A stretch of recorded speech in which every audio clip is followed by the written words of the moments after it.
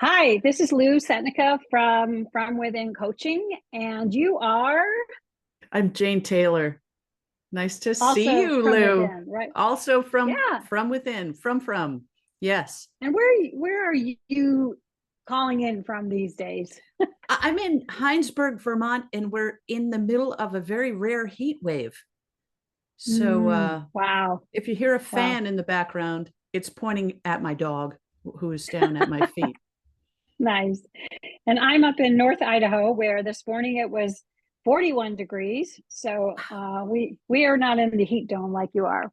But we Yeah. are here to talk about strengths and our love and joy with strengths. So if you'll indulge me, Jane, I thought we would talk a little bit about why we're a strengths-based organization.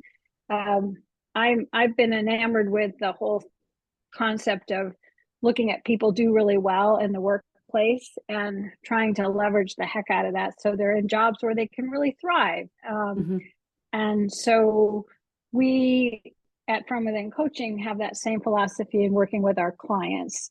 We want them to be able to really thrive in what they do. So Strengths was started by a fellow named Marcus Buckingham. He went on to sell that product to the Gallup Corporation, Gallup organization. Now they do it, but we continue to be big proponents of strengths-based work. Why do you love it so much, Jane? Well, Why do you love coming from strengths? it's pretty great. I have a sort of a client perspective because I'm not per se a coach. I'm a writer. I do resumes and LinkedIn profiles and things like that, personal mission statements, which is a favorite. But the I was reluctant to engage in strengths. I didn't want to take the assessment. I didn't want to be pigeonholed. And Amy Magyar, the founder of From Within Coaching, encouraged me with sharp elbows to take the assessment. And I took it begrudgingly and then put it away for 3 years on that shelf over there. Wow. And Wow. but I've been working at From Within for 7 years now, I think. And I'm in these coach meetings with coaches and these people I admire, and everybody's talking about strengths. And I was like, okay, I got to dust off that envelope, that folder. And once I dug into that information, here I have my card right here: positivity, Mm, connectedness, learner, intellection, empathy. Once I really dug into my strengths, it very much changed the way I work. It changed the way I relate to things. It changed my self-talk, which mm, was a great relief. mm-hmm, And mm-hmm, I use my strengths every day, and it makes me really happy. mm. Ah, that's great. That's great. I have a tendency to do the same. I don't have a little card like you have, but mine are arranger, belief, developer, responsibility, and positivity. And as you and the rest of the team at From Within Coaching know, arranger being my number one strength, I am the one that always organizes the Zoom call, make sure that the people who aren't there are going to be there. It's sort of that arranging thing. So uh, that it's a great way to look at your work, but also a great way to look at relationships. It's a great tool for understanding relationships. Mm-hmm, So mm-hmm. um, we I know one of the things that we like to talk about with our clients, and I'm sure you've experienced this, Jane, is when we find our strengths, we call it dialing them up and dialing them down too low. What are for your strengths? Do you have an experience, or do you ever have that sensation of where one is dialed up extremely high? Oh, yeah. My number one strength is positivity. And I think that it's often dialed way up. And woohoo, I'm positive Yeah. all the time. And Mm-hmm. the and it's great to be positive. I mean, what a lovely way to live your life. But sometimes when it's too far up, I have I say yes to everything. And Mm. I commit to, okay, I'm going to write these 7 resumes, I'm going to write this newsletter, and then I'll do this other thing, and I'm writing a chapter of a book that I'm releasing, and I'll be able to do this all by tomorrow morning. So I'll overcommit. I only overcommit to myself. I mean, I would never promise and not do it, but I overcommit to myself, and then I don't have enough time to do the things that I commit to. But of course I can do it. I'm great. I'm smart. I can do these things. And yeah, sometimes I'll just get to a point where, okay, I can't do it. I got to go swimming. It's interesting because I have positivity also. And most people think, oh, you have positivity, so you're up all the time, right? Like you're the cheerleader. And the truth is that we can sink into troughs just like anybody else, but the recovery time for us is so much shorter. Like we're not going to stay down in that trough very long. We're going to bounce back up, and it's going to be fueled by that positivity strength. Jane, in your list of strengths, do you have one, we call it dialing up, dialing down? Is there one that's dialed down too low that you think maybe I should be lighting some fire under this one? Learner. I have learner and intellection, which are close, but intellection, I think about stuff often, and that's not a problem. It's like, intellection is like drinking water. I'm always going to do it.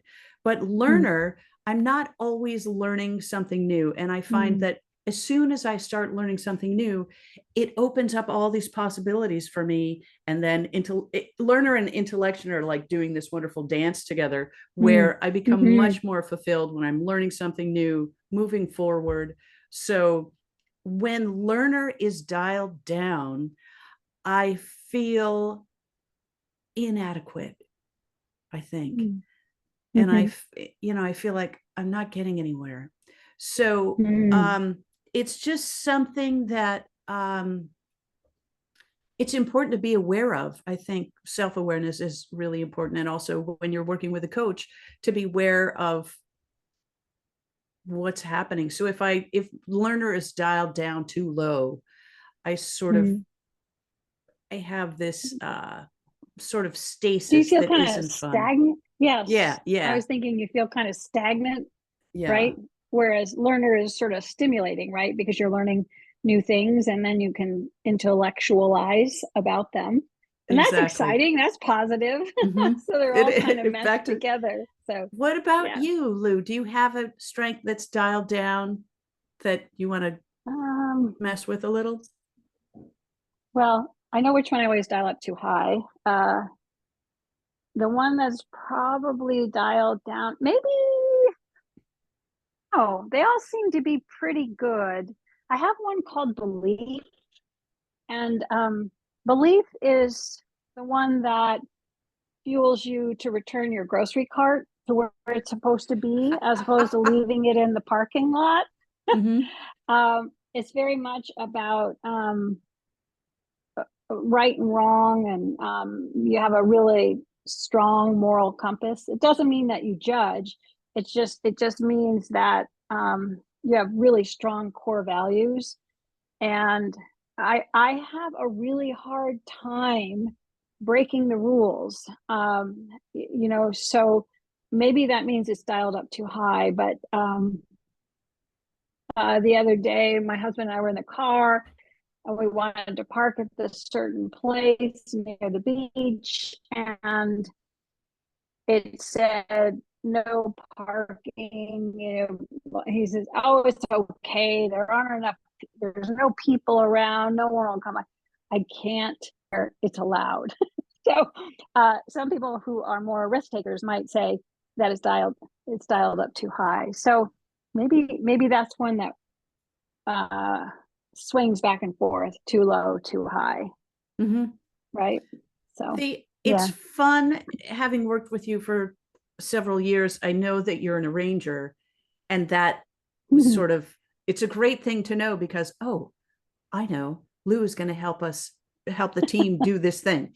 So, and I also know that a lot of the work that you do in leadership coaching and some of the team coaching that you do centers on strengths, how does it help you? How does it help a person on a team to know the strengths of their cohort?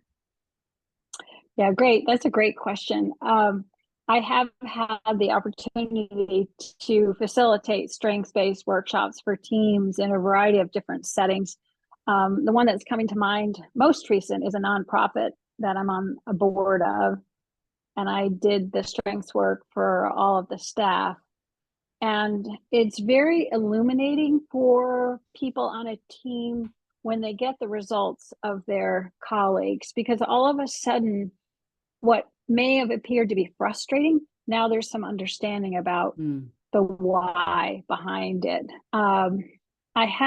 Years ago, I had a client where the woman who was the leader of the team had all of her strengths in a relationship building domain, so that they were all oriented towards relationship building, because her boss's number one strength was command. He's used to coming into a room and taking over. Yeah.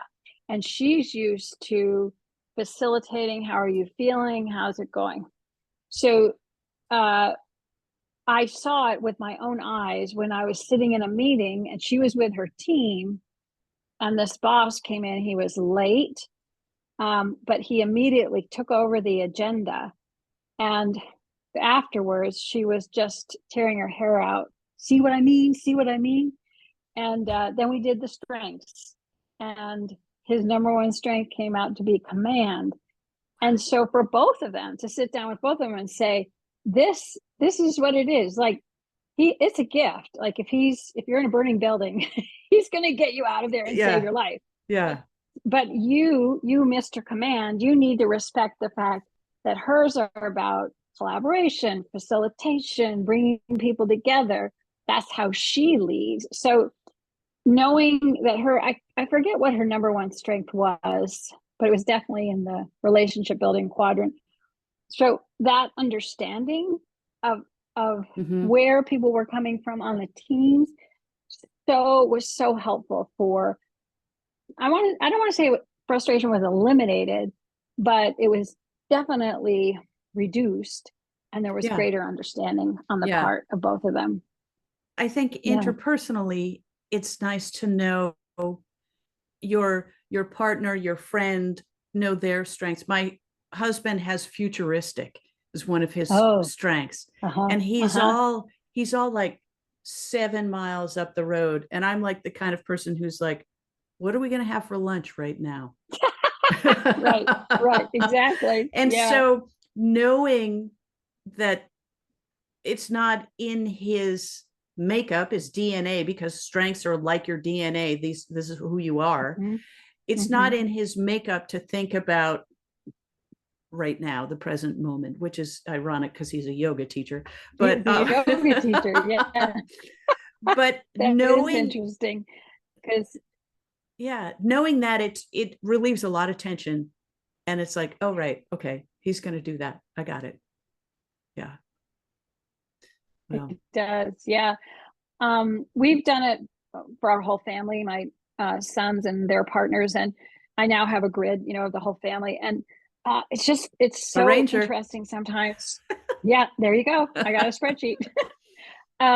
It's interesting to put family dynamics through the lens of a strengths-based information, like to say, well, how come this son can't respond to this daughter-in-law who's, you know what I mean? Like, why aren't they? Because he's all in strategic. He has no strengths in any of the other quadrants. They're all in strategic. So similar to your husband, he's thinking about the future. He's got ideas. We have one of our partners, her number one strength is ideation. She talks about having a fountain of ideas. And if we're on a call together, the next thing you know, you're on a tangent about what about this? What if that? So they're wonderful, and they're all super positive. That's what's so great, because we spend so much of our life either because of the way we're raised or the environment in which we're working or our family dynamics, looking at where we're weak or well. It's let's spend some time and put some energy into what you do really well naturally. Yeah. And there will be so much joy and engagement in your life if we can do that. So I think that's a great place for us to wrap up talking about people, particularly women over 50. We have a group dedicated to women over 50, but also anyone dedicating some time into what you do well. It makes you feel good, but also you're going to be great at it. So correct. it's wonderful to have the strengths as like such a solid backbone to the way you approach work and life. It's not just about your career, it's about your relationships. Really good. I'm so grateful, Lou, that I opened up that folder and dusted it off. Yeah.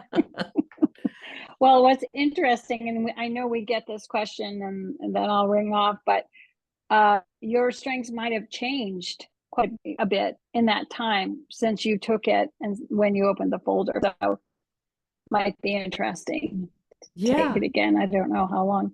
Sometimes if there's I always tell my clients, if you took a strengths assessment at age 20 versus age 60, there's probably going to be a lot of difference in what you come up because of all the life experience in between. So anyway, we'll know. So yeah. Well, great chatting with you about this, Jane. Okay. Likewise.